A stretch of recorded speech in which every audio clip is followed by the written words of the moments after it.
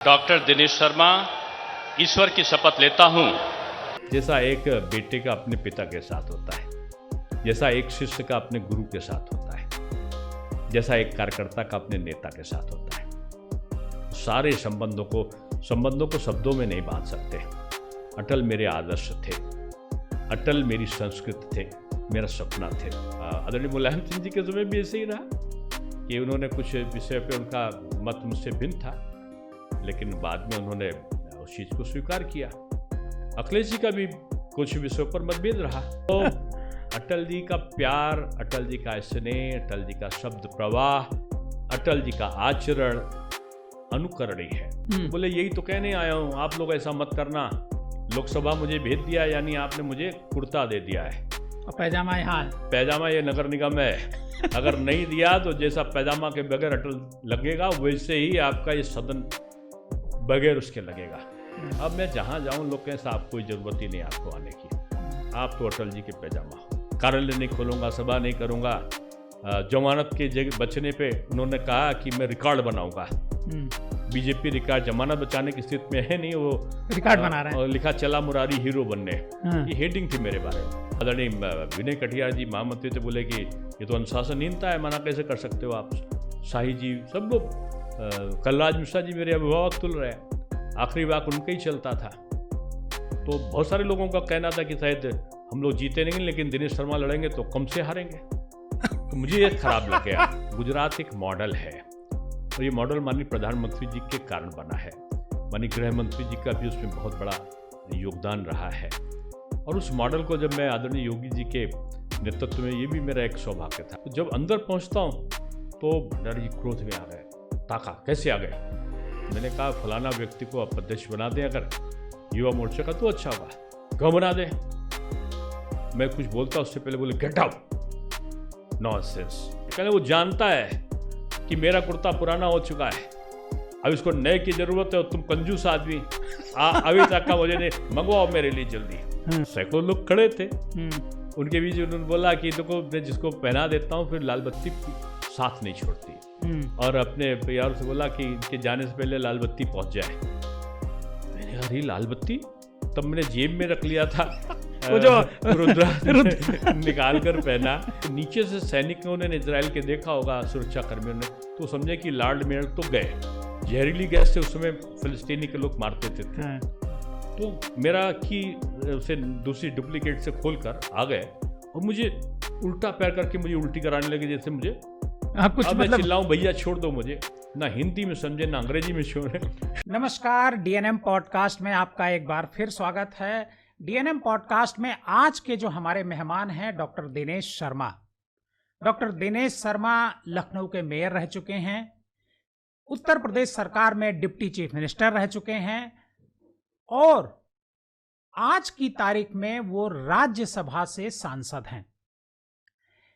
Doctor Dinesh Sharma राजनीति में आने से पहले लखनऊ विश्वविद्यालय में टीचर होते हैं, प्रोफेसर होते हैं।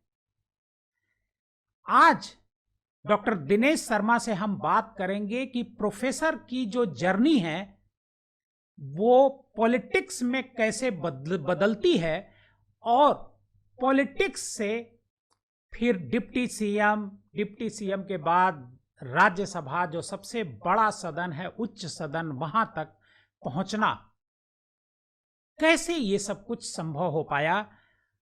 और लखनऊ का जब वो मेयर रहते हैं, 2 टर्म मेयर रहते हैं, मेयर रहने के दौरान उनकी जो वर्किंग रही, लखनऊ को किस तरीके से उन्होंने बदला और एजुकेशन सिस्टम को मिनिस्टर रहते हुए कैसे बदला, इन सारे मुद्दों पर हम बात करेंगे। और इसके साथ ये भी बात करेंगे कि 2017 में जब सरकार बनती है यूपी में, बीजेपी, योगी जी मुख्यमंत्री बनते हैं, तो doctor Dinesh Sharma deputy CM बनते हैं।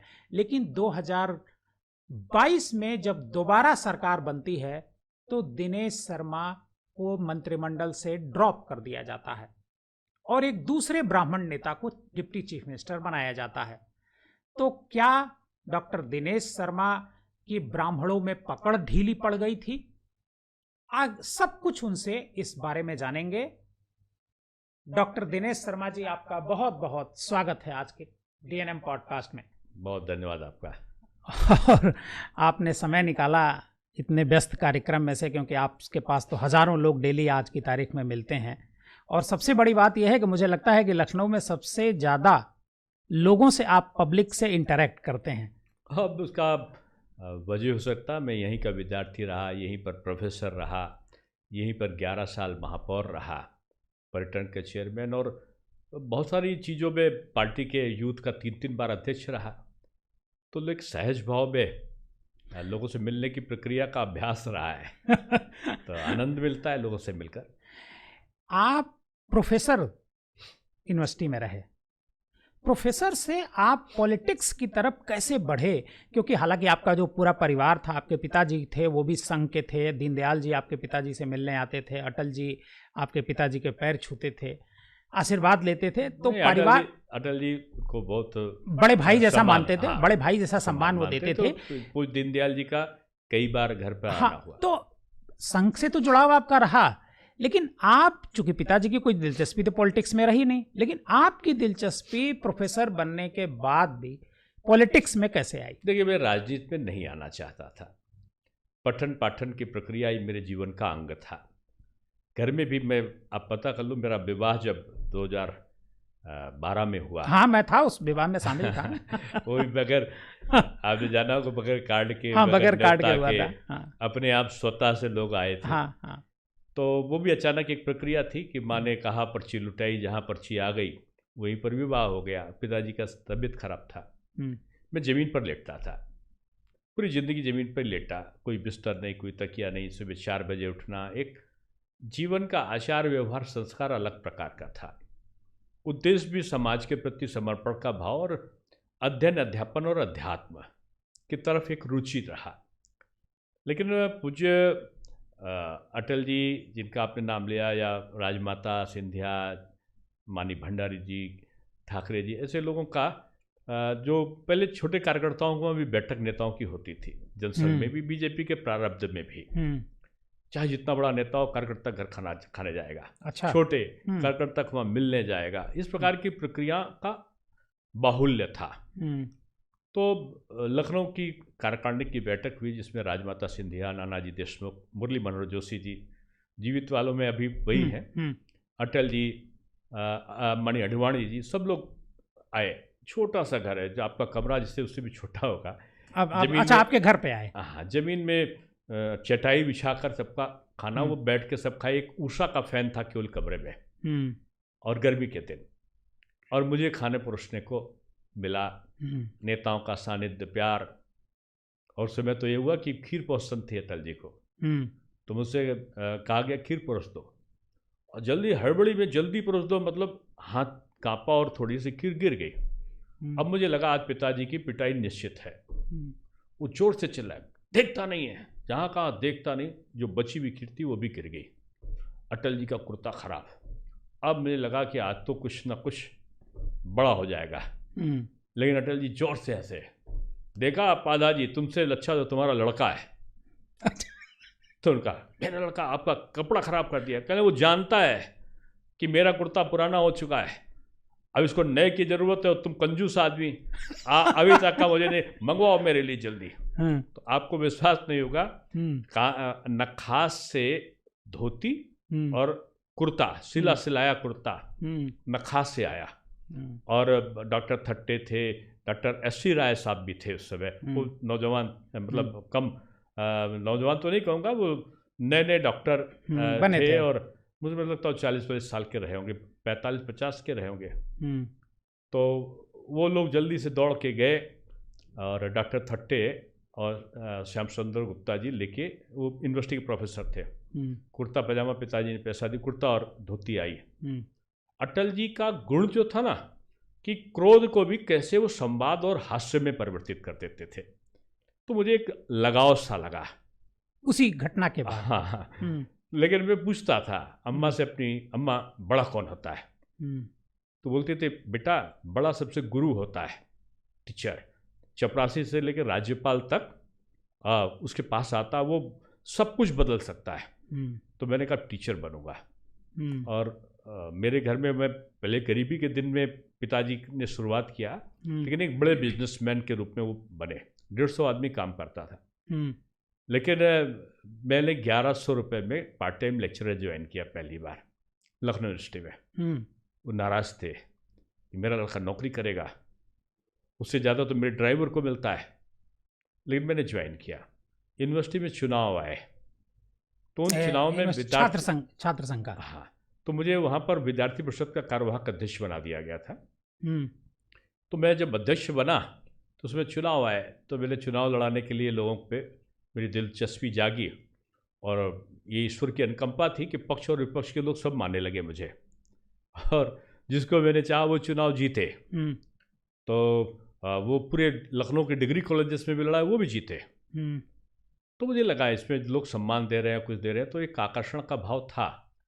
लेकिन अचानक एक दिन मैं गया, प्रदेश अध्यक्ष का चयन होना था युवा मोर्चे का, तो किसी की सिफारिश में मैं अंदर गया था। अच्छा। और मैं नहीं जानता था कि माननीय भंडारी जी को पिताजी के साथ देखा था, तो मैं सहज था उनके प्रति। आदरणीय राम प्रकाश जी को मैं चाचा जी बोलता था। कल्लाज मिश्रा जी मेरे अभिभावक तुल्य रहे। ये सब लोग बैठक कर रहे थे।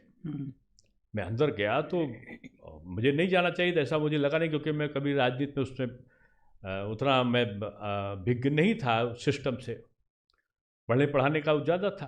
तो जब अंदर पहुंचता हूं तो भंडारी जी क्रोध में आ गए। ताका कैसे आ गए? तो मैंने कहा फलाना व्यक्ति को आप अध्यक्ष बना दें अगर युवा मोर्चा का तो अच्छा होगा। क्यों बना दें? मैं कुछ बोलता उससे पहले बोले गेट आउट। नॉनसेंस। धीरे से निकला उनके मुंह से। आप, मेरे आंखों से आंसू। अरे तो मुझे प्यार करते थे। तो उनका सॉरी। फिर उनको लगा कि शायद कुछ गलती हो गई। तो राम प्रकाश जी ने कहा पाधा जी का बेटा है, कल्लाज जी ने भी कुछ कहा होगा। तो उनका नॉनसेंस तो समझ में नहीं आया मुझे, लेकिन गेट आउट समझ में आया। तो बाद में पता चला दूसरे दिन मानी कल्लाज जी मुझे चाहते थे कि कुछ हो। तो मैंने कहा मैं नहीं आऊँगा आज से पार्टी कार्यालय। तो उनका अच्छा भले मानुस, प्रेस कॉन्फ्रेंस के लिए तो आ जाओ, मेरा प्रेस नोट तो लिख दो। उनका प्रेस नोट लिखने पहुँचा तो उन्होंने कहा घोषणा कर रहे थे ये बना वो बना, और उन्होंने कहा ये दिनेश शर्मा युवा मोर्चे का प्रदेश अध्यक्ष। अच्छा। तो मैं गया था दूसरी सिफारिश करने और मुझे अध्यक्ष बना दिया गया। तो पॉलिटिक्स में आपकी एंट्री हो गई। अब भारतीय जनता युवा मोर्चा के आप करीब तीन बार अध्यक्ष रहे, और 3 बार अध्यक्ष के बाद 2 बार प्रभारी रहा, और 2 बार प्रभारी रहे। उसके बाद शायद आप राष्ट्रीय उपाध्यक्ष भी बना। नहीं, कल्याण सिंह की सरकार में भी कुछ उसके बाद आप बन गए। पर्यटन का चेयरमैन बना। वो कैसे? भाई आप तो कोई अब वो एक ऐसी घटना थी जिसका मैं क्या वर्णन बताऊं। बस ये समझिए उसके बाद मैं जिस दिन हटा था उसके थोड़े ये शायद 98 की बात है। हाँ जी। ये कैसे हुआ है ये? मैं कार्यक्रम में मुझे सोनभद्र जाना था। हाँ। और रायबरेली में दयाराम कोरी ऐसे नाम था मंत्री, तो उन्होंने कार्यक्रम मेरा रख रखा था, युवा मोर्चे का भी था। मुझे सिक्कों से तोला जा रहा था। तब तक पता चला कि निराला जी की जयंती है, का कार्यक्रम में मैं चीफ गेस्ट बन के गया। तो वहाँ किसी ने मुझसे कहा कि एक साधु जी आपका प्रतीक्षा कर रहे हैं गंगा के तट पर, आपसे मिलना चाहते हैं। पता नहीं क्या मेरे मन में मैं गया। तो उन्होंने मुझसे कहा कि बेटा मैंने तुमको इसलिए बुलाया कि वीर बहादुर सिंह को मैंने एक माला दी थी, आशीर्वाद दिया था, और उनके पास लाल बत्ती नहीं गई। पता नहीं क्यों मेरा मन किया आपको। मैं खैर इस सब चीज़ से बहुत ज़्यादा पहले जुड़ा नहीं था, तो लेकिन उनके अजीब सा तेज था उनके चेहरे पर। उन्होंने हाथ पे लिया, पता नहीं हो सकता पहले से हाथ में रही हो, लेकिन मुझे लगा कि अचानक आ गई हाथ में रुद्राक्ष। उन्होंने गंगा जल में डुबोया और मेरे गले में पहना दिया। अब सैकड़ों लोग खड़े थे, उनके बीच उन्होंने बोला कि देखो मैं जिसको पहना देता हूँ फिर लाल बत्ती साथ नहीं छोड़ती। खैर मैं सहज भाव में पहना, प्रणाम करके मैं चला गया। इसको मैंने महत्व नहीं दिया, भूल सा गया कि शायद साधु महात्मा तो ऐसे आशीर्वाद देते हैं। हाँ, आशीर्वाद देते ही रहते हैं। तो मैं पहुंचा, सोनभद्र राम शकल जी का कार्यक्रम था युवा मोर्चे का। रास्ते में लौट रहा था, उसमें मोबाइल तो होते नहीं थे। एक जगह पीटीआई की खबर कहीं चली होगी तो वायरलेस पे आ रहा था। किसी ने कहा कि डॉक्टर दिनेश शर्मा प्रदेश अध्यक्ष आ रहे हैं। थानों का वायरलेस चलता था तब, मैं सड़क मार्ग से आ रहा था। तो उनका कि नहीं अब तो ये इनकी जगह कोई दूसरा अध्यक्ष बन गया। तो मैंने अच्छा। कहा कि मुझे 3 बार हो गया था मेरा, तो मुझे हटना था ही, हटना, हाँ। लेकिन उस शब्द था कि हटा दिए गए, तो उनकी जगह दूसरा बन गया। तो मन में जैसे होता, पता था कि मेरी जगह दूसरा बनेगा, क्यों 2 ही कार्यकाल बन सकता, मैं 3 बन चुका था, मेरा कार्यकाल पूरा हो चुका था। मैं लौट कर आया तो मेरी माँ ने बोला कि भैया PNT फ़ोन होता था, कोई लालता जी का फ़ोन आया है माननीय कल्याण सिंह जी के यहाँ से। कल्याण सिंह जी एक कद्दावर ऐसे नेता रहे हैं जो कार्यकर्ताओं की बड़ी परख होती थी। आदरणीय कलराज मिश्रा जी ऐसा श्रेष्ठ संगठन करता था, जो सरकार और संगठन का समन्वय क्या चीज़ होती है, ये अगर किसी को देखना हो तो तो कल्याण सिंह और कलराज मिश्र की जोड़ी को देख सकता है। गजब का समन्वय था, उस समय का समन्वय मैं समझता हूँ अभूतपूर्व था। संगठन पर्याय था सरकार का, तो सरकार पर्याय थी संगठन की। तो मैं डरता डरता पहुंचा, मैं कलराज जी का भी बहुत सम्मान करता था, कल्याण सिंह जी का पहुंचता। कल्याण सिंह जी के ऑफिस पहुंचा, मुख्यमंत्री बनने के बाद मैं पहली बार गया था, तो उन्होंने आदरणीय कल्ला जी बैठे थे, कल्याण सिंह जी ने कहा कि बोलो कौन सा चाहिए। तो मैंने कहा क्या चीज़ चाहिए मुझे। बोले मुझे नहीं अच्छा लगा, आपको दायित्व, आपने बहुत मेहनत की, आपको दायित्व में रहना चाहिए। तो मानिकल्ला जी ने कहा इसे आप मुझे दे दीजिए, मेरे साथ संगठन में दे दीजिए। नहीं, कल्ला जी पर्यटन, अच्छा, PWD मिनिस्टर थे, पर्यटन था, चिकित्सा, स्वास्थ्य था, कल्ला जी के पास बहुत सारे विभाग थे। अच्छा। और सब विभागों में बहुत काम किया था उन्होंने। तो पर्यटन का खाली था तो मुझे पर्यटन का चेयरमैन आदरणीय कल्ला जी ने प्रस्तावित किया, और कल्याण सिंह जी ने उसी समय दस्तखत कर दिया और अपने PR से बोला कि इनके जाने से पहले लाल बत्ती पहुंच जाए। मैंने कहा अरे लाल बत्ती, तब मैंने जेब में रख लिया था वो जो रुद्राक्ष निकाल कर पहना, और मैंने कहा क्या भगवान की लीला है, मैं तो लाल बत्ती सोच भी नहीं पाए, सोच भी नहीं सकता था कि लाल बत्ती कहाँ से होगी, ना मैं विधायक न कुछ। और घर आया तो सही में पहले से वो हाजिर थी लाल बत्ती, एम्बेसडर कार। तो जीवन में मोड़ आते हैं, राजनीति में कब दिशा परिवर्तन हो जाए, कब क्या हो जाए किसी का। ये जरूर है कि तब से फिर जिस दिन मैं पर्यटन का चेयरमैन से हटा, आज तक लाल बत्ती हटी नहीं। उसी दिन मैं राष्ट्रीय युवा आयोग का मेंबर बन के, एक तरीके से मंत्री का दर्जा होता है केंद्र में, राष्ट्रीय युवा नीति बनाने का अवसर मिला। और जिस दिन हटा उसी दिन मैं मेयर बन गया। मेयर की घोषणा थी, देखिए जन्म मंगल को और मंगल से लेकर आप ये समझ लीजिए कि लेक्चरर, रीडर, प्रोफेसर सब मंगल, पर्यटन मंगल, युवा मोर्चा तीनों बार मंगल जिस दिन बना, और जिस दिन पर्यटन महापौर बना दोनों दिन मंगल। अब महापौर से जिस दिन हट रहा था मेरा कार्यकाल पूरा और नहीं हुआ था, बल्कि कहाँ कार्यकाल पूरा, तभी तो सदैव गवर्नमेंट होने को था शायद, तो 3-4 महीना में हो जाता। तो ऐसा मंगल आया कि मैं डिप्टी CM हो गया, और डिप्टी CM के बाद यात्रा जारी है।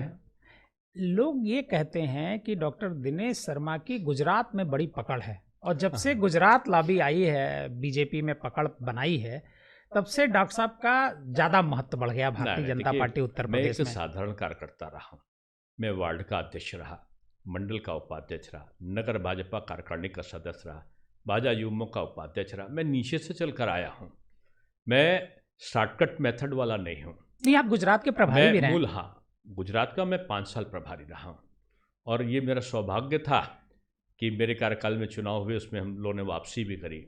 पाटीदार एक मूवमेंट चला था, शांतिपूर्वक उसका निपटारा हुआ, और बहुत सारी चीज़ें मुझे सीखने को मिली। गुजरात मेरी पाठशाला थी, जहाँ मुझे संगठन का और सरकार दोनों का शासन तंत्र को नज़दीक से देखने का अवसर मिला। गुजरात एक मॉडल है, और ये मॉडल माननीय प्रधानमंत्री जी के कारण बना है। माननीय गृह मंत्री जी का भी उसमें बहुत बड़ा योगदान रहा है। और उस मॉडल को जब मैं आदरणीय योगी जी के नेतृत्व में, ये भी मेरा एक सौभाग्य था कि ऐसे कर्मठशील व्यक्ति के साथ में मैं राष्ट्रीय अध्यक्ष अमित शाह जी के साथ उपाध्यक्ष रहा, और योगी जी ऐसे व्यक्तित्व के साथ में मैं उप मुख्यमंत्री रहा, नेता सदन में, विधान परिषद में बना। तो बहुत सीखने को मिला।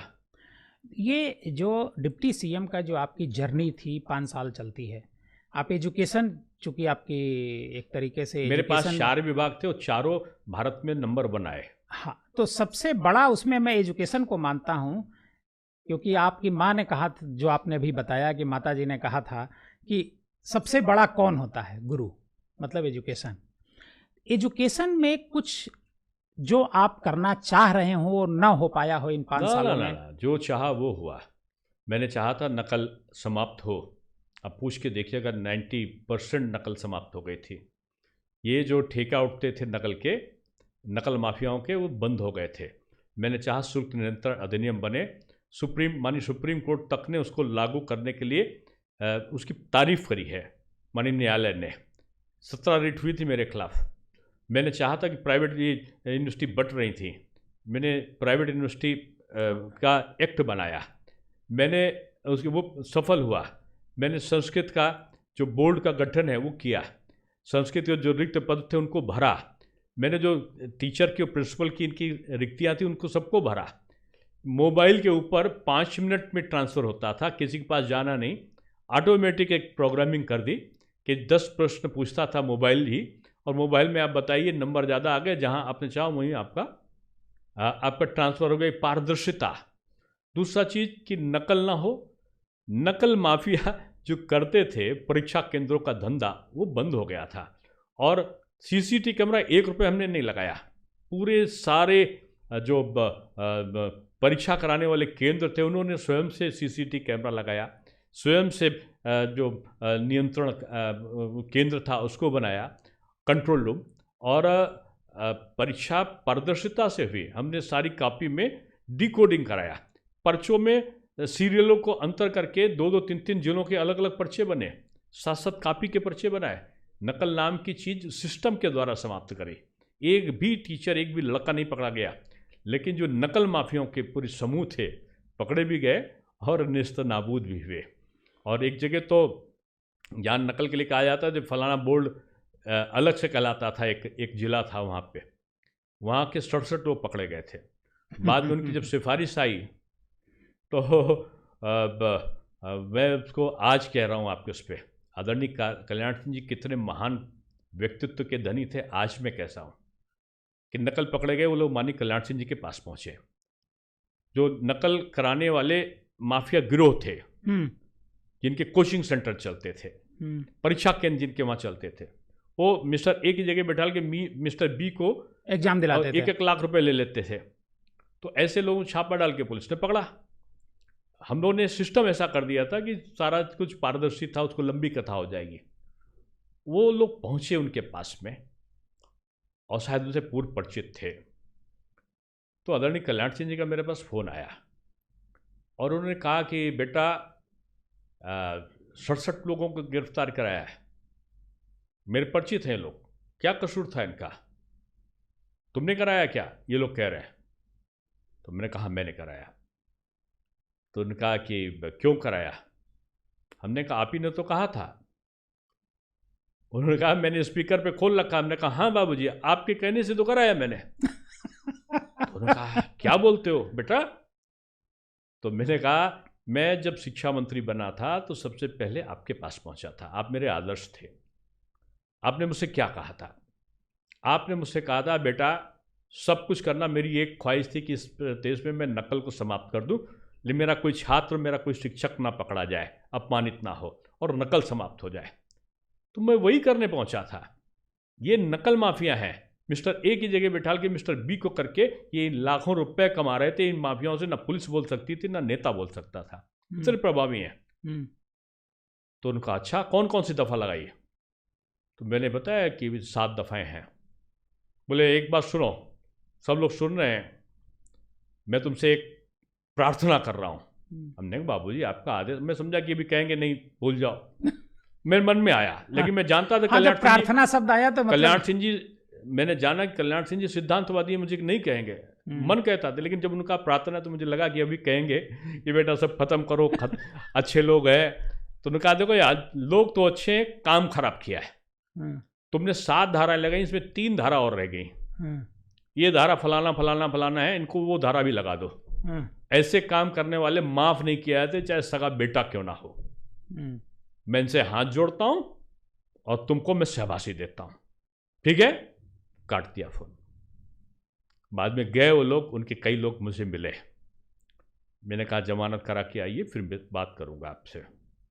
मैंने कहा एक चीज़ में बख्श सकता हूँ, तुम्हारा कॉलेज का भी सबका मैं आपका लाइसेंस ख़त्म करूँगा। आप एक प्रबंधकों की सबकी एक सभा करो। तो 10,000 लोग उसमें आए, सभा किया उन्होंने। हमने कहा उसमें मैं आऊँगा। मंच पे खड़े होकर कहो कि अब हम लोग नकल नहीं कराएंगे। खड़े होकर उन्होंने मंच पे वहीं पर कहा कि मैं नकल नहीं कराऊंगा, और 10,000 लोग वहाँ पर इकट्ठा हुए थे। ऐसा उस भीड़ के बारे में अखबारों ने लिखा था। तो बहुत से ऐसे और आए, कठिन दौर थे। बहुत से लोग मुझसे नाराज हुए। परीक्षा केंद्र लगाने के लिए 144 जनप्रतिनिधि, तमाम IAS अधिकारी, इनके पत्र आज सबके स्कूल वगैरह आए थे। लेकिन मैंने पारदर्शिता रखी थी, धृष्टता करी थी मैंने। लोग बुरा भी माने थे, लेकिन मैंने किसी के साथ पक्षपात नहीं किया। नहीं है तो नहीं है, सही है तो होगा। और मैं जानता था कि मैं आलोचना का पात्र बनूंगा, अपनों को खो दूंगा। लेकिन अपनों को खोने का डर एक तरफ था, दूसरी तरफ था अगर अच्छा काम नहीं करूँगा तो ये चांस बार बार नहीं मिलता है। और कठोरता की मैंने NCERT का कोर्स लागू किया। और NCERT में आज आप चेकिंग करा के दिखवा लो कि 25 साल पहले जो किताबों के दाम थे वो मेरे समय में वो किताबों के दाम हुए हैं माध्यमिक शिक्षा में, आज भी वही है। अब हो सकता है मुझे इसकी जानकारी थोड़ा बहुत बढ़ा होगा, नहीं जानता। और मैं अगर आप दिल्ली में पुस्तक को खरीदो तो 100 रुपये में मिलती थी, और आप अगर गाजियाबाद में वही 50 किलोमीटर में यानी उत्तर प्रदेश सीमा में खरीदो तो वो 30 से 35 रुपये में, 70% का अंतर हमारी किताबों में था। पूरे भारतवर्ष में जो किताबें मिलती थी वो हमारे वहाँ इतने में मिलती थी। अरे ग्रेट। और अब पाठ्यक्रम पूरा हमने रोजगार परक किया था। जो नई शिक्षा नीति लागू हुई, उत्तर प्रदेश सबसे पहले नई शिक्षा नीति लागू करने वाला था। हाँ। संस्कृत विद्यालयों में जहाँ संस्कृत अध्यापक नहीं, सारे स्कूलों में संस्कृत अध्यापक भेज दिए गए थे। और बहुत जगह सेंटर ऑफ एक्सीलेंस, सब जगह शोध पीठ, सब जगह शोध गंगा पोर्टल, सब जगह कहीं दीनदयाल उपाध्याय शोध पीठ, कहीं भाऊराव देवव्रत शोध पीठ, कहीं रज्जू भैया शोध पीठ, कहीं महात्मा गांधी सृजन पीठ, कहीं अटल बिहारी सुशासन पीठ। एक श्रृंखला थी शिक्षा का, एक पठन पाठन का एक आयाम हुआ। समय से परीक्षा, समय से परिणाम, 2.5 महीने परीक्षाएं होती थी। और जब उसको मैंने बदला तो 12 दिन में और 10 दिन में, 10 दिन में हाई स्कूल और 12 दिन से 14 दिन के बीच में इंटर की परीक्षाएं समाप्त। इस प्रकार का कोर्स शेड्यूल जो व्यवसाय परक था उससे जोड़ा गया, रोजगार परक पाठ्यक्रमों को चलाया गया। लेकिन ये 5 साल गवर्नमेंट चली, 5 साल इतना अच्छा काम आपने किया, योगी जी की गवर्नमेंट ने भी काम किया, और उत्तर प्रदेश में क्या बल्कि देश में एक भारतीय जनता पार्टी की तरफ से एक बड़े ब्राह्मण लीडर की तरह आप उभर रहे थे। लेकिन जब 2022 में चुनाव होता है और चुनाव खत्म होता है, फिर एक बार योगी जी की सरकार बनती है, योगी जी मुख्यमंत्री बनते हैं, तो आपको मंत्रिमंडल में नहीं लिया जाता है। ना, देखिए ये पार्टी है, ये डेमोक्रेटिक सिस्टम है, और पार्टी ने मुझे बहुत बड़े बड़े पद दिए। तो उस समय हो सकता मैं उतना योग्य ना रहा हूँ, तब भी मुझे बड़े पद दिए। अगर बड़े पद दिए हैं और कभी पद ना दें तो मैं ये ग्रीवांस मेरे मन में आया कि मुझे क्यों नहीं दिए। हाँ, नहीं दिए तो पुनरावलोकन का अवसर था मेरे लिए ना।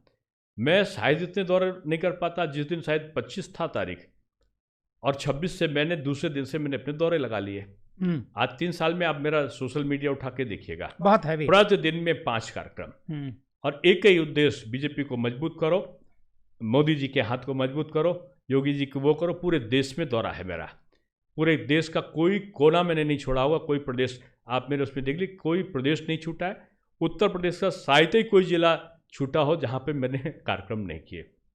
कार्यकर्ताओं की अनुकंपा है, कहीं मेरा अगर पार्टी का कार्यक्रम है तो सर माथे पर, नहीं है तो कहीं शिक्षक सम्मेलन है, कहीं अधिवक्ता सम्मेलन है, कहीं अध्यात्म है, नहीं कुछ मिला तो प्रवचन ही कर देता हूँ, खाली नहीं रखता हूँ। खाली दिमाग जिसका होगा ना उसमें भ्रांतियाँ भरती हैं, और भ्रांतियाँ जब बढ़ती हैं तो गलत काम होता है और अवसाद आता है। अवसाद नहीं आना चाहिए, मन में शक्ति और संकल्प कि ये जब होना चाहिए। मैंने काम किया है ना, मैं शॉर्टकट वाला तो हूँ नहीं कि शॉर्टकट मैंने किसी को पकड़ लिया और उसको पकड़ने के बाद कोई मैं चाहूँ कि मैं हो जाऊँ। ये बीजेपी का सिस्टम ही नहीं है। बीजेपी के सिस्टम है तो आप काम करते रहो, कब देखकर कब आपको पद मिल जाता है ये आप भी नहीं जानते हो। कौन मुख्यमंत्री बन गया, कौन अध्यक्ष बनेगा, ये लोकतांत्रिक पार्टी है, किसको क्या दिया जाता है। कोई पद का परिवर्तन, मैं इसको हटाना नहीं बोलता हूँ, अगर हटा तो मैं राज्यसभा का सदस्य भी तो बना। नहीं, हटाना नहीं, आपको ब्रेक कर दिया गया। अब ब्रेक नहीं कहेंगे इसको, मुझे दूसरे काम करने का अवसर दिया गया और राष्ट्रीय स्तर पर मैं अपनी भूमिका को सुनिश्चित कर सकूं, अपने को और सक्षम बना सकूं, तो मैं दूसरों की गलती नहीं ढूंढता हूं कि मुझे क्या किया कि इसकी गलती हो, मैं ये नहीं कहता हूं। कुछ कमी मुझमें ना रहे उसको मैं दूर कर लूं, इसके लिए मैं काम करता हूं। और जो निर्णय लेता है केंद्र नेतृत्व तो वो ठीक ही लेता है, समय अवसर पर बहुत काम लेता है। और मैं पूरे जब से राजनीतिक क्षेत्र में मैं खाली रहा ही नहीं हूँ। राजस्थान का चुनाव हो रहा था और पार्टी ने आपको वहां लगाया। आप ब्राह्मण सम्मेलन की बात कर रहे हैं। और एक बड़ा 5 लाख ब्राह्मण सम्मेलन आपने किया और भारतीय जनता पार्टी राजस्थान में कम बैक करती है। और वो तो मोदी जी का आकर्षण है। नहीं, मोदी जी का ही और आकर्षण मैं था। तो गिलहरी की तरह हूँ, राम सेतु बनाने में जो ईंट लेके समुद्र में डाल रही थी, सोच रही थी पुल मैं ही बना रही हूँ, तो मैं भी वही गिलहरी की तरह सोच रहा था कि पुल मैं बना रहा हूँ। वो विप्र सेना का कार्यक्रम था और उद्घाटन भाषण में मैं चला गया था।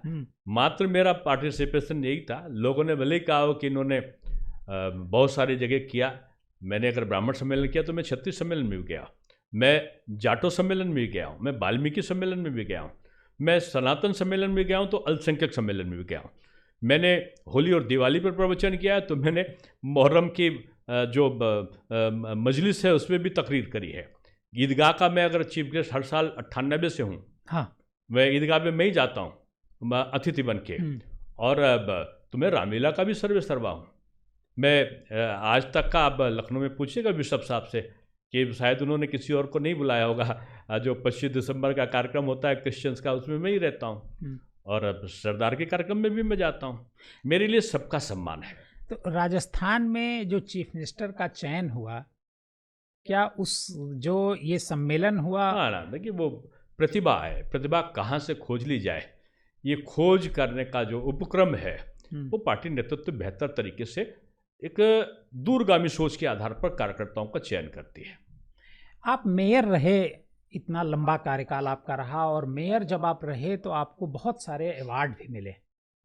लिम्का बुक ऑफ में आपका लिम्का नाम बुक ऑफ दर्ज, द रिकॉर्ड में मैं आपका सबसे ज़्यादा वोटों से जीतने का क्रम था। हाँ, तो ये जो मेयर का कार्यकाल था आपका, देखिए उसमें दूसरा चुनाव में लड़ना नहीं चाहता था। अच्छा, क्यों? और पहला चुनाव लड़ चुका था और मेरी आदत है कि भाई और लोगों को भी स्थान मिलना चाहिए। और ये दुर्भाग्य था, उस समय माननीय अटल जी अस्पताल में भर्ती थे और उस समय 9 सीटों में से 8 सीट बीजेपी हार गई थी। पहली बार लखनऊ में 3 सीटों पर जमानत जब्त हुई थी, 3 या 4 पे, ऐसे 3 पे शायद हुई थी। ये कह सकते हैं कि वो काल बीजेपी डगमगा रही थी। नहीं, डगमगा बीजेपी कभी शक्ति नहीं, उसका कार्यकर्ता नहीं, मतलब वोटर की दृष्टि से समीकरण ऐसे बने, वो दिन अच्छे नहीं थे, यो मैं कह सकता हूँ, पक्ष में नहीं थे। और लेकिन हम साल भर पहले मना कर चुके थे कि अब चुनाव नहीं लड़ेंगे। हाँ, मैं चाहता था मैं संगठन में काम करूं। अच्छा, तो उस समय फिर सबने कहा कि अब आदरणीय नरेंद्र तोमर जी प्रभारी हुआ करते थे, तो उस समय बोल रहे थे, तो कुछ लोगों ने कहा उनका नहीं, आपको लड़ना है। लक्ष्मीकांत वाजपेयी जी अध्यक्ष थे, टंडन जी गुस्सा हो गए थे कि कैसे नहीं लड़ोगे। आदरणीय विनय कटियार जी महामंत्री थे, बोले कि ये तो अनुशासनहीनता है, मना कैसे कर सकते हो आप। शाही जी, सब लोग, कलराज मिश्रा जी मेरे अभिभावक तुल रहे हैं, आखिरी वाक उनका ही चलता था। तो बहुत सारे लोगों का कहना था कि शायद हम लोग जीते नहीं, लेकिन दिनेश शर्मा लड़ेंगे तो कम से हारेंगे। तो मुझे ये खराब लग गया। मैं बीजेपी कार्यालय बाहर निकल रहा था, भीड़ थी, पत्रकार खड़े थे, तो तब तक पीछे से एक ने व्यंग किया मुझसे, एक कोई कार्यकर्ता रहा होगा या कोई, कौन थे मैं नहीं जानता उनको। उनका नहीं, लड़ेंगे तो जमानत नहीं बचेगी, जब तो होगी। तो मैंने पीछे मुड़ा, तब तक कोई दिखा नहीं मुझे। तो मैंने कहा देखो, अगर मैं लड़ा तो रिकॉर्ड बनेगा, और एक चीज़ जान लो, अगर जो आप लोग मैच में किसी ने ऐसा सोच की है, मैं लड़ूंगा तो रिकॉर्ड बनेगा। और दूसरी बात, मैं किसी से चंदा नहीं लूँगा, मैं 2 गाड़ी के अलावा तीसरी गाड़ी नहीं चलाऊँगा, मैं कार्यालय नहीं खोलूँगा, अटल जी नहीं है, मैं किसी की सभा नहीं कराऊँगा, 8 बजे के बाद प्रचार नहीं करूँगा। इतना कहना था। लोगों ने कही तो अहंकार बोल रहा है। और अब एक प्रश्न की हेडिंग भी थी दूसरे दिन, दिनेश शर्मा का अहंकार बोला, कार्यालय नहीं खोलूंगा, सभा नहीं करूंगा, जमानत के जगह बचने पे उन्होंने कहा कि मैं रिकॉर्ड बनाऊंगा। बीजेपी रिकॉर्ड जमानत बचाने की स्थिति में है नहीं, वो रिकॉर्ड बना रहे हैं। और लिखा चला मुरारी हीरो बनने, ये हेडिंग थी मेरे बारे में। अब ईश्वर की अनुकंपा होती है, मैं ईश्वर उन्मुख हूँ, भगवान पर विश्वास करता हूँ। अटल जी का नाम ही मेरे साथ था। चुनाव हुआ, बहुत सारी दल मिल गए थे आपस में, हाँ, बड़े बड़े लोग लड़ रहे थे, और ईश्वर की अनुकंपा हुई कि 27 वार्ड हैं जो 70 से 80% तक मुस्लिम बंधुओं के डोमिनेटेड है, जहाँ पर बीजेपी नहीं जीतती है। लेकिन वो ऐसा चुनाव हुआ कि उन 27 में से भी मैं 25 में जीता, और Limca book of the record में आए, आप स्वयं बता रहे हैं। हाँ, तो रहा, फिर मेयर कॉन्फ्रेंस हुई। बेस्ट मेयर का अवार्ड भी शायद मोस्ट ऑनरेबल मेयर जेरूसलम में, इजराइल में 74 देशों का सम्मेलन था, और उसमें मुझे बोलना था इंफ्रास्ट्रक्चर पे। मैं एशिया से अकेला सेलेक्ट हुआ था। लंदन और न्यूयॉर्क के मेयर वगैरह तो अपने जहाज को लेकर आए थे, उनकी प्राइवेट प्लेन हुआ करते थे, और मैं अकेले गया था, कोई सहायक भी नहीं, कोई दुभाषिया नहीं। हिब्रू बोलते थे वो लोग, और उनकी भाषा भी नहीं समझ पाते थे, तो ट्रांसलेशन होता था उस समय। तो मैंने एक प्रसंग हो गया था, वो लंबा है नहीं बोलूँगा, कि मैं ज़मीन पर लेटता था, वहाँ पलंग था बहुत अच्छा। मैं होटल पे तब नहीं रहा, तो खूब होटल रहा हूँ, तो मुझे नींद नहीं आ रही, सुबह मुझे बोलना था। तो मुझे नहीं पता था कि लोग कैमरा लगाए छत पे, वो टॉयलेट को छोड़ के बाकी कैमरा लगाए थे, इसलिए कि फ़लस्तीन ने बम से उड़ाने की धमकी दी थी, तो सिक्योरिटी पर्पज से। तो मैंने कमरे में देखा कि कुछ नहीं है, तो मैं ज़मीन पर लेट, जब उस पर नींद नहीं आ रही थी मुझे, पलंग पे मलमली गद्दे, हाँ, होटल का गद्दा काफी मोटा भी होता है, तो मैं ज़मीन पर लेट गया, लेटते सो गया। तो नीचे से सैनिकों ने इजराइल के देखा होगा, सुरक्षा कर्मियों ने, तो समझे कि लॉर्ड मेयर तो गए। जहरीली गैस से उस समय फिलिस्तीनी के लोग मारते थे। तो मेरा की से दूसरी डुप्लीकेट से खोलकर आ गए, और मुझे उल्टा पैर करके मुझे उल्टी कराने लगे, जैसे मुझे कुछ अब मतलब मैं चिल्लाऊं भैया छोड़ दो मुझे, ना हिंदी में समझे ना अंग्रेजी में छोड़े। तब तक वो आवाज़ सुन के बगल के साइमन मिल्टन थे संभवतः, लंदन के मेयर, दौड़ के आया। जब उन्होंने बताया मैंने कि भाई ये ऐसे, तो उनके साथ दुभाषिया था, उसने उनको समझाया, इजरायली में समझाया कि भैया लॉर्ड मेयर जमीन पेश होते हैं। तो सबको आश्चर्य हो रही, लॉर्ड मेयर वो भी विश्व में सबसे ज़्यादा वोटों का जिसके नाम रिकॉर्ड है वो जमीन पेश होता है। तो मैंने उनको भारतीय संस्कृति उसके बारे में बोला, तब तक मेरा टाइम हो गया। तो हम लोग जल्दी से पहन के बाहर निकले, तो मिल्टन साहब की जो पत्नी थी वो लिफ्ट में आ गई, वो बाहर रह गए, और मैं लिफ्ट में आ गया। तो बड़ी जोर से चिल्लाई, मिल्टन प्लीज कम। तो इतना खुश हुए उनके पतिदेव, आके मुझसे बोले कि ये जो मेरी ये थर्ड वाइफ है, और ये 7 महीनों से हम लोग साथ साथ हैं, ये just like as Indian lady, ये भारतीय नारियों की तरह है, कितना प्यार करती है मुझे। तो मैंने एक दूसरा आदमी आ गया लिफ्ट में तो चिल्लाने लगे। नहीं मतलब उनको बुलाया, जब तक वो नहीं आए तब तक नहीं गई, कितना ख्याल रख रही उनका। अच्छा, उनको बुला के तब वो गई, और 7 साल से उसने नहीं, 7 महीने से उनको तलाक नहीं हुआ। तो मैंने कहा आप 7 महीने की बात करते हो, और भारतीय नारी से तुलना नहीं, हमारे वहाँ तो 7 फेरा लगते हैं, तो कहती 7 अगले जन्म में भी ये मेरा पति यही हो, डोली आती और अर्थी जाती। मैंने बोला धारा प्रवाह, और उसका वो मतलब अनुवाद करके सबको गया हो रहा था वो, तो बड़ा प्रसन्न हुए। उन्होंने वहाँ भी इस प्रसंग का कहीं जिक्र किया, तो मेरा जो कीनोट एड्रेस था इंफ्रास्ट्रक्चर पे, उसमें जुड़ गया भारतीय संस्कृति एवं हिंदू दर्शन। तो दोनों को मिलाकर मैं बोला, और मैं चलने की तैयारी कर रहा, तब तक किसी ने कहा कि डॉक्टर साहब आपको मोस्ट ऑनरेबल मेयर का खिताब मिला है। मुझे ये क्या है, कैसा है? तो बोले कि आपको 25% केवल देना होगा, और आपको यहाँ ज़मीन भी देंगे, और जेरूशलम डे होगा इजराइल का, तो 3 दिन के लिए आपको फ्री में ठहरने का, रहने का, सपत्नी वो मिलेगा। तो मैंने कहा तो बड़ा वो है, यानी बोलना क्या था, बोला क्या, मिला क्या, हुआ क्या, जिंदगी कहाँ किसको ले जाती है ये ईश्वर तय करता है।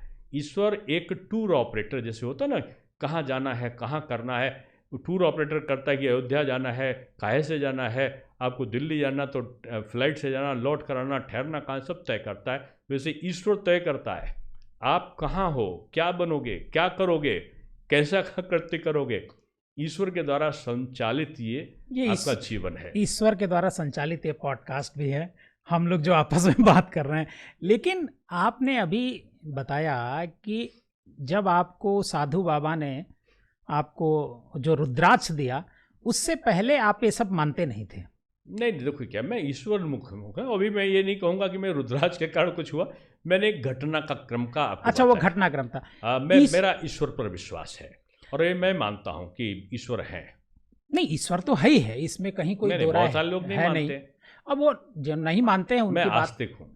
आस्तिक होना भी चाहिए, नास्तिक होना कोई मतलब मुझे लगता नहीं कि कोई, बहुत कम लोग होंगे नास्तिक, आस्तिक ज़्यादा ही लोग हैं। अटल जी से आपका कैसा रिश्ता था? जैसा एक बेटे का अपने पिता के साथ होता है, जैसा एक शिष्य का अपने गुरु के साथ होता है, जैसा एक कार्यकर्ता का अपने नेता के साथ होता है। सारे संबंधों को शब्दों में नहीं बांध सकते। अटल मेरे आदर्श थे, अटल मेरी संस्कृति थे, मेरा सपना थे। अटल जी से दूसरा कोई नहीं हो सकता। उन्होंने ही शायद पहला चुनाव आपको लड़ाया था मेयर का। उनका फोन आया, वैसे तो मानिका लाल जी भी चाहते थे मुझे, और कहा भी होगा, उनका डॉक्टर तुझे चुनाव लड़ना है। तो पहले तो मुझे विश्वास ही नहीं हुआ कि पीएनटी फोन पे अटल जी सीधे फोन करेंगे। वाजपेयी बोल रहा हूँ, तो मैं कम कोई मुझे चिढ़ा रहा है। तो बाद में मुझे लगा नहीं है तो अटल जी की आवाज़।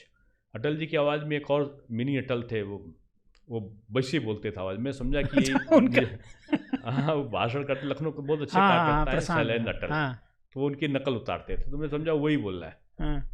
तो वो मुझसे कहता था कि मेरा टिकट मांगो। मैंने कहा नहीं मांगूंगा, मांग कर कोई चीज़ नहीं होती, ना मैं किसी के पास मांगूंगा, ना मैं कोई शॉर्टकट मेथड अपनाऊंगा। और ऐसे ही कार्यकर्ताओं को शांत करने के लिए कहता, देखना एक दिन अटल जी का फोन आएगा, गप्पे मार देता था। अच्छा। तो सही में हमने कहा ये लड़का सुन रहा था, हो सकता है इसी ने आवाज़ बना के मुझे फ़ोन किया। तो मैं जो था, उनका कहा कि मैं तुमको चुनाव लड़ना है। मैंने कहा मेरे पास वैसे तो पैसा होगा, लेकिन मैं इसके चुनाव के लिए पैसा नहीं है, और मेरे पिताजी तैयार भी नहीं होंगे। तो कहा नहीं, तुमको चुनाव लड़ना, चुनाव पैसे से नहीं जीता जाता। हमने कहा आप आओगे? आऊँगा। आए, 104 बुखार था, फिर भी बोले कैंपेन करने। कहा मैं इसको अपने आप में देखता हूँ। फिर दूसरा शब्द बोले, किसी ने कहा अटल बिहारी ऐसा हो, हमारा नेता कैसा हो। उनका क्यों? बोले अटल जी आप आज अच्छे लग रहे हैं। क्यों अच्छा लग रहा हूँ? कहना आपका कुर्ता बहुत अच्छा है। उस दिन वो धोती की जगह पैजामा पहने थे। ये संवाद कार्यकर्ता से हो रहा भाषण से पहले। अटल जी संवाद भी करते थे। तो कार्यकर्ता थे, संध्या समोता नाम है, बहुत तेज चिल्लाती थे, हमारा नेता कैसा हो, अटल बिहारी ऐसा, नारा लगाती थी। तो उनका अच्छा मान लो मैं पैजामा ना पहनूं तो, अरे बहुत खराब लगोगे आप, बहुत खराब लगोगे, ऐसा मत करना। तो बोले यही तो कहने आया हूँ, आप लोग ऐसा मत करना। लोकसभा मुझे भेज दिया, यानी आपने मुझे कुर्ता दे दिया है, और पैजामा यहाँ है। पैजामा ये नगर निगम है, अगर नहीं दिया तो जैसा पैजामा के बगैर अटल लगेगा, वैसे ही आपका ये सदन बगैर उसके लगेगा। अब मैं जहाँ जाऊँ लोग कहें साहब कोई ज़रूरत ही नहीं आपको आने की, आप तो अटल जी के पैजामा हो। ऐसा सम्मान मैंने, ऐसा दृश्य मैंने नहीं देखा। अटल जी ऐसा कोई नहीं। जब मैं जीत कर पहुँचा हूँ ना, तो मदन लाल खुराना, सुषमा स्वराज जी वो दिल्ली की बैठक ले रहे थे। रामस्वरूप शर्मा जी बहुत अच्छा मथुरा के गाना गाते थे, विधायक थे उस समय, वो आए हुए थे मथुरा का पेड़ा लिए। अटल जी को पता चला मैं आया हूँ, तो मैं मिलने के लिए जा रहा था। मैं डरा हुआ कि बैठक चल रही है और फिर कहीं गलती ना हो जाए। भंडारी जी एक बार डांट चुके थे मुझे। तो मैं बाहर उनका रुका रहा, तो पता चला कि उन्होंने बुलाया, एकदम गले में लिपटा लिया, जैसे कोई बच्चे को लिपटाता है, बहुत देर तक चिपटाए रहे। फिर बोले मदन लाल जी ये मना कर रहा था और इसको मैंने ज़बरदस्ती लड़ाया, देखो रिकॉर्ड बन गया लखनऊ का। फिर एक पेड़ा मेरे मुंह में, फिर दूसरे हाथ से दूसरा पेड़ा में, 3-4 पेड़ा मेरा मुंह यूँ फैल गया, और यूँ करके उन्होंने कहा देखो इतना पेड़ा खिलाया इसको। तो अटल जी का प्यार, अटल जी का स्नेह, अटल जी का शब्द प्रवाह, अटल जी का आचरण अनुकरणीय है, स्मरणीय है। आप 2 बार मेयर रहे और दोनों बार उत्तर प्रदेश में, एक बार मायावती मुख्यमंत्री थी, दूसरी बार अखिलेश यादव मुख्यमंत्री थे, मुलायम सिंह जी भी मेरे समय और में मुलायम थे। सिंह यादव जी भी थे। तो इन तीनों नेताओं से मैं अलग अलग जानना चाहूंगा कि मुलायम सिंह यादव से, देखिए, मैं विपक्ष का के मेरा ये सौभाग्य तो नहीं कहूँगा, सौभाग्य तो होता है मैं बीजेपी के मुख्यमंत्रित्व काल में मेयर होता, लेकिन मैं इसको कहूँगा कि मैं विपक्ष के उसमें रहा। लेकिन चूंकि लखनऊ राजधानी है, मैं इसको ये कह सकता हूँ कि मैं कुछ चंद सौभाग्यशाली में से हूँ कि तीनों नेताओं का सानिध्य मुझे मिला। मैं नहीं समझता हूँ कि मेरे प्रति कोई प्रतिशोधात्मक कुछ नकारात्मक चीज़ें होती थीं, लेकिन अंततोगत्वा मेरा सम्मान रहता था। और मुझे काम करने में कठिनाई कभी अगर आई भी तो माननीय न्यायालय ने मेरा बहुत साथ दिया, लेकिन सरकारों से रिश्ते आपके अच्छे रहे। रिश्ता तो नहीं कहते, रिश्ता एक राजनीतिक रिश्ता के तौर पे कह सकता हूँ, नहीं, वर्किंग, लेकिन मुख्यमंत्रियों ने मुझे मेरे काम में जबरदस्ती बाधा डाली हो, ऐसा नहीं कोई अवसर प्रसंग ना के बराबर आए, एक दो आए, लेकिन उन पे भी जब वार्ता हुई तो उसका हल निकला। और डेवलपमेंट ऐसे ही होता है। मैं नगर निगम में भी कहता था हमेशा कि जब चुनाव आए तो जिंदाबाद अपनी अपनी पार्टी का, अपनी अपनी नीति का, जब चुनाव हो जाए तो एक ही पार्टी बने, उसको हो विकास पार्टी, सब मिलकर विकास करो, और बाद में जब चुनाव आए तो अपनी आइडियोलॉजी लेकर चलो। और शायद ये मेरा फार्मूला पूरे 11 वर्ष तक जब मैं वहाँ पर रहा सफल रहा। नहीं, अखिलेश यादव से आपका जो ताल्लुक था डेवलपमेंट को लेकर के, कोई प्रपोजल आपने भेजा? मायावती जी ने भी मुझे मेरा सम्मान रखा कई विषयों पर। जैसे कान्हा ओपन बन रहा था तो लोगों ने कहा है तो मेयर कर रहा है, नाम आपका होना चाहिए, तो पहले रुकवा दिया उन्होंने, कैसे नगर निगम कैसे बनाएगा। बाद में जब उसका कॉन्सेप्ट गया उनके पास तो कहले ये तो बड़ा अद्भुत है, अच्छा चलो बनाओ, उससे कह दो कि, तो हमने कहा बनाए कोई, इससे मुझे मतलब नहीं है, योजना ये हो इससे लखनऊ को लाभ है। बड़ा खुश भी हूँ। बाद में मैंने उसका उद्घाटन किया तो लोगों ने उनसे शिकायत करी, तो उन्होंने कहा कि नहीं, जो जिसने बनाया उसी को करने, कोई दिक्कत नहीं है मुझे। आदरणीय मुलायम सिंह जी के समय भी ऐसे ही रहा कि उन्होंने कुछ विषय पे उनका मत मुझसे भिन्न था, लेकिन बाद में उन्होंने उस चीज़ को स्वीकार किया। अखिलेश जी का भी कुछ विषयों पर मतभेद रहा, लेकिन कुछ चीज़ों पर जब मैं काम करता था तो जिसको कहें, ये मैं नहीं कह सकता हूँ कि सहयोगात्मक रवैया उनका ना रहा हो। हाँ, एक एडजस्टमेंट में बाधाएं जरूर आती रहीं बीच में, और जहाँ बाधा आती तो माननीय न्यायालय मेरा पक्ष लेता था। और बीजेपी के कार्यकर्ताओं का बहुत बड़ा भाग हमारे साथ था, हमारे नेताओं का भी बीजेपी के मार्गदर्शन हमारे साथ था। तो मैं समझता हूँ कि जब आप राजनीति में एक निश्चल भाव से आओ तो बाधाएं आपसे अपने आप अलग हो जाती हैं, और विपक्ष या सत्ता पक्ष दुश्मन थोड़ी होते हैं। ये तो दोनों एक विकास एक दूसरे के विकल्प हैं, पूरक हैं, और इनको मैं कहूँगा कि मिल के काम करना चाहिए, दुश्मन का भाव नहीं होना चाहिए। हाँ, अच्छी चीज़ें उनकी अडॉप्ट करनी चाहिए। और बाद में एक बार कहते हैं कि नेताजी बड़े गुस्से में गए थे कि इतना बड़ा कान्हा ओपन कैसे बन गया, और जब वो तारीफ करने गए मुलायम सिंह जी, उठा लोग कहें कि तो बड़ा नाराज़ होके गए हैं, अब तो बीजेपी की सरकार है नहीं और गुस्सा होंगे। तो जब वो पहुँचे वहाँ पर तो मुझे फ़ोन आया कि मुख्यमंत्री जी बात करेंगे। तो मैंने कहा अभी कहेंगे ये खराब वो खराब, तो विपक्ष का व्यक्ति है तो सत्ता जो रहा पक्ष का तारीफ कैसे करेगा, काम निकालेगा। उन्होंने कहा मेरा क्या मेयर साहब, हमने कहा मेयर नहीं हूँ मैं। कहने नहीं मेयर साहब, मेयर हो तुम। तो उनका मैं सोच रहा हूँ छोड़ दूँ।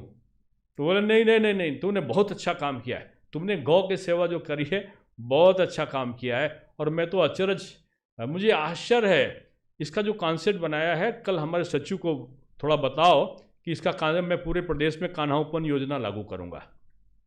ये मुझसे उन्होंने फ़ोन पर बोला, और फिर सही में घोषणा भी करा। और जो कान्हा ओपन मैंने शुरू किया था वो कुछ जिलों में प्रोजेक्ट के हिसाब से उन्होंने उसके गौशाला बनाने के किया, लेकिन वो असली चीज़ तो योगी जी ने पूरा किया। योगी जी ने जिस प्रकार से गौ का संरक्षण किया गौशाला बनाया, अद्भुत है। जो क्रियाशीलता योगी जी ने दिखाई या प्रधानमंत्री जी जो गाय के बारे में कर रहे हैं वो अद्भुत है। लेकिन आप योगी जी की जो सरकार आज की तारीख में है, चूंकि आपका लखनऊ से बहुत ज़्यादा जुड़ाव है, मैं पूरे प्रदेश की बात नहीं करूंगा, लखनऊ में क्या डेवलपमेंट 8 साल के भीतर आपको जो बेटर सबसे लगता है? देखो, बीजेपी का नाम ही विकास का है। अटल जी की सरकार रही हो, कल्याण सिंह जी की सरकार रही हो, राजनाथ सिंह जी की सरकार रही हो, जिनकी सरकार रही हो, केवल विकास एक लक्ष्य होता है और बगैर भेदभाव के होता है। आज प्रधानमंत्री जी दे रहे हैं, ये कहते हैं मुस्लिम विरोधी। कहाँ से मुस्लिम विरोधी? आज अन्न दे रहे हैं 10 किलो का, योगी जी दे रहे हैं 5 किलो केंद्र दे रहा है। क्या पूछते हैं कौन सी जाति के हो, कौन से धर्म के हो? हिंदू से ज़्यादा मुस्लिम का जो प्रतिशत है उसको मिल रहा है लाभ। आयुष्मान कार्ड का लाभ मुस्लिम को उनकी आबादी से ज़्यादा मिल रहा है। गैस का सिलेंडर उनको ज़्यादा मिल रहा है, उनको प्रधानमंत्री आवास ज़्यादा मिले, सम्मान निधि उनको ज़्यादा मिल रही है। भेदभाव नहीं है। हाँ, वो तुष्टीकरण नहीं कर रहे हैं, जैसे समाजवादी पार्टी और कांग्रेस पार्टी के लोग तुष्टीकरण करके भेद पैदा करते थे जाति में। जाति पूछते हैं कि यादव पंडित मतभेद कर डालो। कहाँ से मतभेद होगा भाई? आप दलित, पिछड़ा, अगड़ा केवल आप सनातनियों में क्यों करते हो? चुनाव आता है तो ये सारी जो जिन्न है जातिवाद का वो बाहर निकल आता है। कभी संविधान खतरे में पड़ जाता है, कभी जो है आरक्षण समाप्त करने वाले ऐसा दुष्प्रचार कर देते। ये जो विपक्ष का नकारात्मक रवैया है, ये लोकतांत्रिक परंपराओं के प्रतिकूल है। लेकिन 2019 का चुनाव होने वाला था, मैंने देखा पूरे शहर में भारतीय जनता पार्टी की होर्डिंग्स लगी हुई थी। उससे 2019 के चुनाव से पहले लोकसभा के मंत्रिमंडल का विस्तार हुआ था केंद्र का, उसमें सारे जातियों के लोग नाम लिखे हुए थे कि किस जाति के मंत्री फलाने बनाए गए, इस जाति के इतने मंत्री बनाए गए। वो आप जो ये तो भारतीय जनता पार्टी की तरफ से लगाया गया। नहीं, वो उसके प्रत्युत्तर में उन्होंने कहा था कि फलानी जाति का बीजेपी तिरस्कार कर रही है। तो उसके जवाब में कहा, तो उन्होंने कहा तिरस्कार बीजेपी नहीं करती, बीजेपी तो अनायास बनाया और सब लोगों को जाति के आधार पर नहीं, क्रियाशीलता के आधार पर लिया। हाँ, वो इस जाति से जुड़े हैं लेकिन उनकी योग्यता ये है। उस प्रकार का प्रस्तुतिकरण हुआ था एक बार, लेकिन ये बताने के लिए कि जो आपके आरोप हैं वो झूठे हैं। हम जाति के आधार पर नहीं, क्रिया और कर्म के आधार पर काम करते हैं। अभी इटावा में घटना हुई, चूंकि आपका अध्यात्म से बड़ा लगाव है, तो मैं आपसे, चूंकि आप आध्यात्मिक व्यक्ति हैं, कोई संत नहीं हैं, गृहस्थ हैं और पॉलिटिशियन हैं, मैं जानना चाहूँगा कि जो घटना इटावा में हुई, एक ब्राह्मण परिवार के यहाँ भागवत की कथा अरे होनी भाई, थी। ये एक तरीके का दुष्प्रचार। और मैं आपको बताऊं, नैरेटिव तैयार करने वाली टीमें होती हैं। मैं गुजरात का प्रभारी था। एक घटना को मुझे एक IIT मुंबई से एक विद्यार्थी का, अननोन विद्यार्थी का फ़ोन आया। उसने कहा साहब 2 दिन के बाद आपके वहाँ घटना घटेगी गुजरात में। और मेरे IIT मुंबई में, मैं सत्य घटना बता रहा हूँ कि कुछ लोगों ने षड्यंत्र किया है कि वहाँ कोई ST पर अत्याचार की घटना आएगी और श्रवण कोई कर रहा होगा, दरबार यानी ठाकुर, और उसको पूरे उसमें प्रचार करने का सोशल मीडिया का यहीं के कुछ लोगों ने तय किया है। और वो एक नक्सल, अर्बन नक्सल भूमिका के लोग हैं। और तीसरे दिन मैं देखता हूँ टेलीविजन पे कि कोड़े से मारा जा रहा है, एक अनुसूचित को कोड़े से मारा जा रहा है।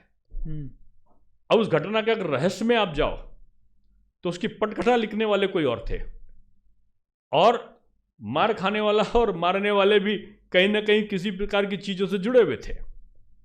असत्य घटना को जाति के उसमें परिवर्तित कर दिया। तो इटावा की घटना के पहले राज्यसभा के एक सम्मानित सांसद के भाषण को आप सुनो। अच्छे व्यक्ति हैं, मैं सम्मान करता हूं, मेरे बहुत अच्छे। हाँ, जो उन्होंने बोला था, अचानक वो बात आपकी बजट पर चल रही हो और आपको राणा सांगा गद्दार था, राणा संगारी, महाराणा सांगा जिनका पूरा शरीर काट दिया गया, 80% जख्म हो, 80 जख्म हो, फिर वो देश के लिए लड़ रहा हो, ऐसे शख्सियत, ऐसे सदपुरुष को आप एकदम से अचानक ही कुछ ऐसे असंसदीय शब्दों से उच्चारित करने लगो। तो क्या ये प्री प्लानिंग नहीं था? ये नैरेटिव तैयार करने का था कि जैसे बोलेंगे तो दलित और सवर्ण हो जाएगा, अगर कोई उसका प्रतिकार करेगा तो कहेंगे फलाने से उसे हो रहा है। एक नैरेटिव तैयार करने के लिए। लेकिन दलित भी यहाँ का बुद्धिमान हो गया है, यहाँ के सवर्ण भी बुद्धिमान थे। वो घटना नहीं होने पाई, जो कठोरता होनी चाहिए थी, कोई हिंसा हो जाती और कोई बड़ा हो जाता, वो जो एक नैरेटिव था वो नहीं सफल हुआ। अब उसके बाद ये कथावाचक का आ गया कथावाचक का आचरण कैसा होना चाहिए? मैं वही, मेरा सवाल वही था कि कथावाचक का वेद आचरण पुराणों कैसा? में इसका वर्णन है, मैं उसको परिभाषित नहीं करूंगा। लेकिन कथावाचन का अगर आप सबसे पहले कथावाचन का देखो तो मैं समझता हूँ कथावाचन में जो प्रसिद्धि प्राप्त करी है वो मुरारी बापू जी ने प्राप्त की चर्चा में पहले हाँ। से। वो ब्राह्मण नहीं है, हाँ, सब पैर ब्राह्मण छूते हैं ना। हम्म। आसाराम बापू ने भी कथा उसके बाद शुरू की थी, वो भी ब्राह्मण नहीं। ब्राह्मण नहीं थे। पूज्य साध्वी रीतम्बरा दीदी ने शुरू किया, वो भी ब्राह्मण सब नहीं लोग है। पैर छूते ना। उमा श्री भारती जी तो मेरे लिए पूज्य नहीं, मेरी परम बड़ी बहन से ज़्यादा है, मैं उनके पैर छूता हूँ। और तमाम ब्राह्मणों को मैं जानता हूँ, तमाम क्षत्रियों को, तमाम जातियों को जानता हूँ, तो उनको पैर छूकर आशीर्वाद लेते हैं। वो कथा वचन किया उन्होंने, अद्भुत ज्ञान। और बाबा रामदेव को आज बाबा करके लोग प्रणाम करते हैं ना, कौन है? तो ऐसा तो हिंदू धर्म में है ही नहीं। हिंदू धर्म में तो हिंदू को जो पूजा करे मूर्ति की वो भी हिंदू, जो पूजा मूर्ति का विरोध करे वो भी हिंदू। अरे यहां तो हिंदू को गाली दे तो भी हिंदू है। हिंदू धर्म से ज्यादा सहिष्णु, सनातन से ज्यादा सहिष्णु कोई दूसरा धर्म ही नहीं है। इसमें भेदभाव कहां आया? और कथावाचन के अब उन शब्दों को मैं करके नया विवाद नहीं पैदा करूंगा, लेकिन जो यादव और ब्राह्मण का भेद पैदा करने की किया है, लोग भूल जाते हैं ये कृष्ण सुदामा की दोस्ती को। लोग भूल जाते हैं कि भगवान परशुराम ने अपना जो सुदर्शन चक्र है ना, वो हमारे परम जिनको मैं भगवान करके इष्ट रोज पूजा करता हूँ, यदुवंशी भगवान योगी कृष्ण श्री कृष्ण को अपना सुदर्शन चक्र दिया था ना। तो ब्राह्मण और यादव का एक बड़ा लगाव सा रहा है, सभी का रहा है। सभी जातियों के एक दूसरे से मिली भी नहीं। ये जाति तो थी ही नहीं, वर्ण था हमारे वहाँ। विद्वान है, पढ़ने लगे तो जातियों में डिस्ट्रीब्यूशन, व्यापार करते करते पढ़ने लगे तो कहते थे ब्राह्मण वर्ग हो गया। पढ़ाने वाला अगर व्यापार करने के तो वेस्ट बनिया हो गया। जो कोई काम ना करे समाज की सेवा में अपने को समर्पित करे, कहीं तो शूद्र हो गया। जो रक्षा का भाव लेकर तलवार लेकर खड़ा हो, कहीं तो क्षत्रिय हो गया। इस प्रकार की वर्ण व्यवस्था को आक्रांता है जब, तो उन्होंने सबसे पहले कहा कि इस व्यवस्था को समाप्त कर दो। उन्होंने वर्ण को जाति में बदलने का काम कर दिया, जनेऊ जलाने लगे। वो सबसे पहले उनको लगा ये जो ब्राह्मण है यही सबसे ज्यादा खुराब मतलब शक्तिशाली जो है ये समुदाय है। और उन्होंने शिखा को जलाना शुरू कर दिया, पांडुलिपियों को, शास्त्रों को जलाना शुरू कर दिया। उन्होंने उसको कंठस्थ कर दिया, फिर से पुनर्लेखन हो गया। तो ये संघर्षों का इतिहास हमारा रहा है। और इन जातियों को पैदा करने के बाद उन्होंने कुछ 100 जाति बनाई थी। अंग्रेज आए, उन्होंने जाति के अंदर जाति बना दी। जाति के अंदर जाति बनाते बनाते उन्होंने 1000 करा, 1000 के बाद उन्होंने 3000 कर दिया। जाते आते वो 6000 जातियां कर गए। तो ये काटो, डांटो, बांटो, छाटो, अलग करो, अपनी विचारधारा वो कांग्रेस में छोड़ गए। चुनाव जीतने के लिए कांग्रेस ने बाद में उसको हथियार के रूप में प्रयोग कर दिया। जाति जाति में बांट दिया, संप्रदाय में बांट दिया, अलग कर दिया। अरे भाई, सारी जाति में बांट रहा हो तो तुमको सनातनी क्यों दिखता है? तमाम और धर्मों में तो है ना। मैं नाम नहीं ले, मैं किसी धर्म का विरोधी थोड़ी हूं। मैं क्यों कहूंगा कि आगा खानी भी है, सूफी भी है, शिया भी है, सुन्नी भी है, इसमें भी पसमानदा भी है, तमाम है। अच्छा है, सब धर्म अच्छी तरक्की करें, क्या नुकसान है? लेकिन आप सनातन के पीछे क्यों पड़ते हो? बोलते हो सनातन कोरोना है, सनातन डेंगू है, सनातन मलेरिया है, और फिर जाके आप कहते हो महागठबंधन है। गठबंधन आपका केवल सनातन के विरोध में है।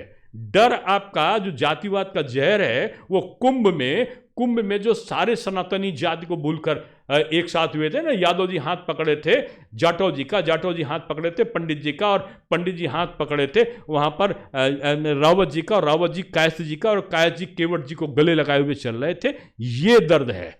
और राजनीतिक दल इसीलिए वो जो मिले हुए लोग हैं, 66 करोड़ लोग आए कुंभ में, और 63 करोड़ लोग आए थे जब सपा, बसपा, माकपा, भाकपा, कांग्रेस, आप और यहां तक हमारी सम्मानित पार्टी भाजपा सब ने मिलकर किया। तब 63 करोड़ लोग ने लोकसभा में वोट डाला। और 2 महीने के बाद जब कुंभ हुआ, किसी ने न्योता नहीं दिया। चुनाव में तो सब घर घर बुलाने गए थे पर्ची लेकर। तब 63 करोड़ लोग ने वोट डाला।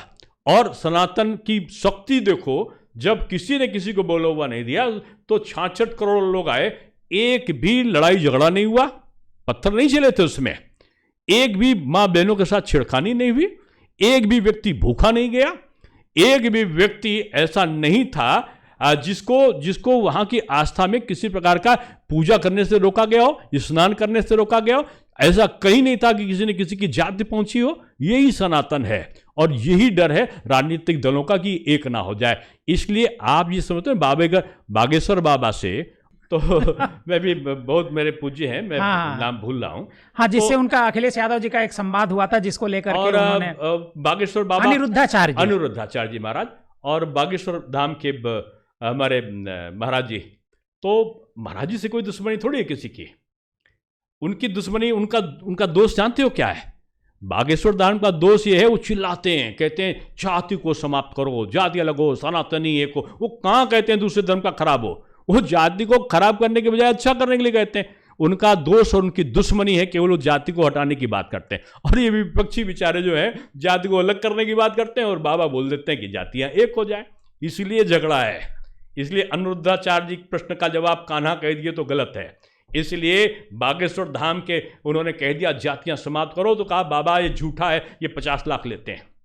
अरे भाई क्या करते हैं क्या नहीं करते? वो कैंसर अस्पताल बना रहे, क्यों नहीं कहा? वो मुफ्त शिक्षा की व्यवस्था करा, क्यों नहीं कहा? अनिरुद्धाचार्य जी बूढ़ी माताओं के लिए, विधवाओं के लिए आश्रम चला रहे, ये क्यों नहीं कहा? ये इसलिए नहीं कहा, वो सनातनी परंपरा की तरफ चल रहे हैं, वो खराब है। जो दूसरी परंपरा में जातिवाद चिल्लाओ तो कह देंगे अच्छा है। तो मैं समझता हूं इस विसंगतियों से विपक्ष को भी सभी को बचना चाहिए। बड़ी चर्चा है पार्टी के भीतर कि प्रदेश अध्यक्ष आपका नाम चल रहा है। ना देखिए, हमारे वहां नाम नहीं चला करते, हमारे वहां काम चला करते हैं। नहीं, काम के बाद ही नाम चलेगा ना। कौन बनेगा? ये सब मिथ्या है कि किसका चल रहा किसका नहीं चल रहा। हमारे वहाँ पारदर्शिता भी है, गोपनीयता भी है। हर व्यक्ति नहीं जान सकता कि कौन क्या होने वाला। हाँ, कार्यकर्ता होगा ये निश्चित है। बीजेपी का कर्मठ कार्यकर्ता होगा ये भी निश्चित है। कौन होगा, कहाँ से होगा, किसका होगा, अब ना ये ग्रुप ना वो ग्रुप ना कोई ग्रुप, अब एक ही ग्रुप है। इसमें मोदी जी के समय, हमारे योगी जी के और अमित शाह जी और राजनाथ सिंह जी के समय एक ही है। पार्टी के लिए जो काम करेगा, पार्टी का जिससे हित होगा वो होगा। सबको काम मिलता है। और मैं जहाँ तक आप कहो ना, मैंने युवा मोर्चे में मुझसे एक बार एक प्रश्न हुआ था, किसी ने किया था, आपको क्या चाहिए? तो मैंने कहा जहाँ पर कम वहाँ पर हम, जहाँ पर कमी होगी उस कमी को हम पूरा करें। बाद में वो नारा बन गया था युवाओं के लिए, मेरे मुंह से अचानक निकला था, जहाँ पर कम। आदरणीय भंडारी जी से मैंने पूछा उनका क्या काम थे तुमको? तो मैंने कहा कि आदरणीय, उनसे बहुत डरते थे सब लोग। मैंने कहा आदरणीय जहाँ पर कम वहाँ पर हम। तो उनका फिर से बोलो। मैं 2 बार बोला, 3 बार बोला, तो उन्होंने तुरंत एक बड़े नेता थे, उनसे कहा यार इसको लिखो। और उनसे कहा ये नाम लेके, यार नहीं, उन्होंने कहा नाम लेके कहा लिखो इसको, ये तो नारा होना चाहिए युवाओं के लिए, जहाँ पर कम वहाँ पर हम। वो नारा बन गया था। डॉक्टर दिनेश शर्मा जी, बहुत बहुत धन्यवाद हमारे पॉडकास्ट में आने के लिए। और इतना मतलब मुझे आपने सवाल पूछने का बहुत कम मौका दिया। नहीं, आप ऐसा मैं इतना ऐसा श्रेष्ठ, इतना मजा आया आपके साथ पॉडकास्ट करने में। आखिर में मुझे आया, मैं समझ ही नहीं पाया, मैं पॉडकास्ट में बैठा हूँ, शायद मैं बहक गया हूँगा अगर मैंने कुछ मेरे मुंह से निकल गया। बहुत अच्छे। आपका प्रवाह इतना शांत है, इतना शांत मन से लगता है कोई साधु संत टाइप का आदमी कुछ पूछ रहा है तो अंदर से निकल रहा था मेरे बात। पत्रकार का सवाल बड़ा शांत ही होना चाहिए। और बहुत मुझे आनंद की अनुभूति और ज्ञान की प्राप्ति हुई। बहुत अच्छा लगा आपसे पॉडकास्ट करके, और आपने सभी सवालों का बड़ा मतलब जिसे कहते हैं कि समुचित उत्तर जो है और बड़ा सटीक विश्लेषण आपने किया। आपका बहुत बहुत धन्यवाद। बहुत आभार, बहुत धन्यवाद आपका।